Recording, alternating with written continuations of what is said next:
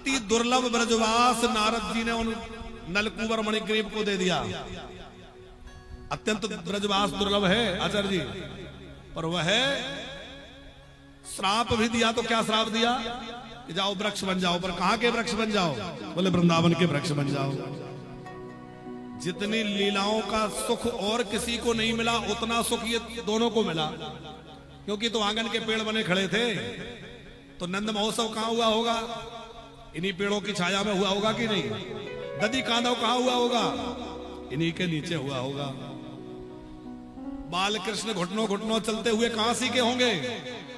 इन्हीं पेड़ों के नीचे तो खेले होंगे। तो भगवान बाल कृष्ण की अनेक लीलाओं के ये साक्षी बने, खूब लीला दर्शन हुआ। और आज कन्हैया की कृपा से ही ये मुक्त होकर के कन्हैया के धाम को चले गए। बोल भक्त वत्सल भगवान की।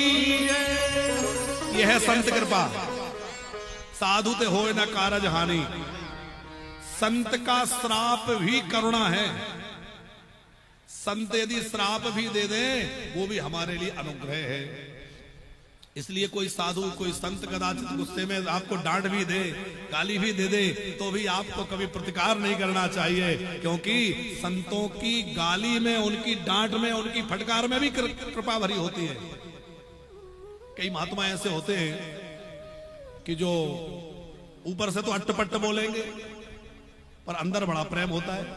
वो अट्टपट्ट इसलिए बोलते हैं कि ज्यादा लोग भीड़ न लगाएं, पर जब कोई अधिकारी देखते हैं तो उस पर कृपा बरसा देते हैं, उस पर खूब कृपा करते हैं। पर आजकल वृंदावन में भीड़ तो बहुत बढ़ गई, पर वृंदावन के प्रति, ब्रजवासियों के प्रति श्रद्धा लोगों में नहीं रही। उसका एक अभी उदाहरण सामने आया है। आप लोगों ने शायद सोशल मीडिया के माध्यम से देखा हो कि दिल्ली से कुछ लोग वृंदावन घूमने आए और उन लोगों की गाड़ी हमारे वृंदावन के एक सुप्रसिद्ध भागवत व्यास, जो बड़े ही प्रतिष्ठित हैं, बड़े आदरणीय हैं और सदा ब्रज की सेवा में, ब्रजवासियों की सेवा में और सनातन की रक्षा के लिए लगे रहते हैं, सामाजिक समरसता के लिए, सबके प्रति सद्भाव लेकर काम करने वाले ऐसे बड़े अच्छे भागवताचार्य, उनकी गाड़ी से एक दिल्ली के दर्शनार्थियों की गाड़ी टकरा गई। थोड़ी बात बहस बड़ी। अब वो धोती कुर्ता में थे, भले ही उनको पहचानते ना भी हों, पर ये तो देख रहे हैं कि ब्रजवासी हैं, ये तो देख रहे हैं कि कोई आचार्य जी है, कोई महाराज जी है, उनका स्वरूप देखकर। पर फिर भी उनके साथ लड़ाई झगड़ा करने लगे, यहां तक कि मारपीट करने लगे। आपने वो वीडियो देखे होंगे, तमाम मारपीट उनके साथ हो गई। कितनी दुर्भाग्य और दुख की बात है। बताओ, आप लोग ऐसे वृंदावन जाओगे तो वृंदावन का फल मिलेगा कि वृंदावन का अपराध कर रहे हो?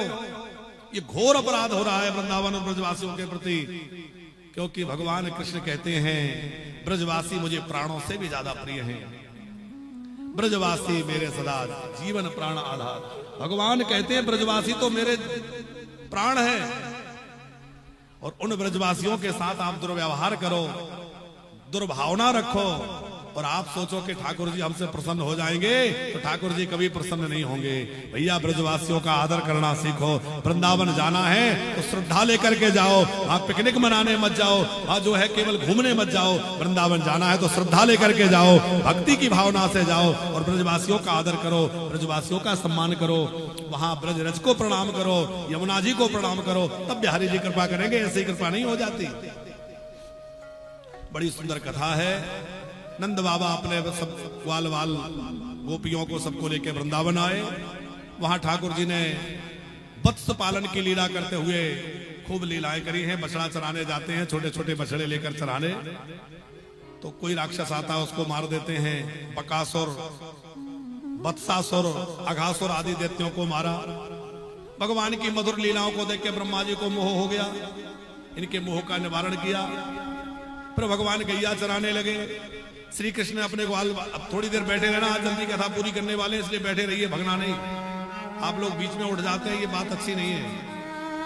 तो हमें पता है कि आपको गाय भैंस की व्यवस्था देखनी होगी, घर की व्यवस्था देखनी होगी, पर फिर भी 7 बजे आरती हो जाएगी। बाबा बैठ जाओ, ओ तौलिया वाले बाबा, आपसे कहे बैठो बैठो, अभी कोई नहीं उठना, अभी जब तक आरती नहीं हो।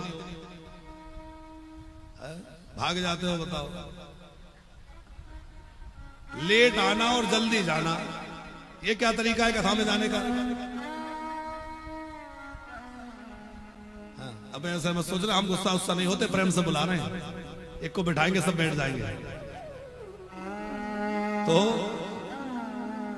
क्या कह रहे थे हम, क्या कथा सुना रहे थे? भगवान ने गौचारण आरंभ किया और गौचारण करते करते बलराम जी ने धेनुकासुर नाम के असुर का उद्धार किया। उसके बाद आगे काली नाग को भगवान ने निग्रह किया। काली देह में काली नाग बैठा था, भगवान ने उसको वहां से निकाला।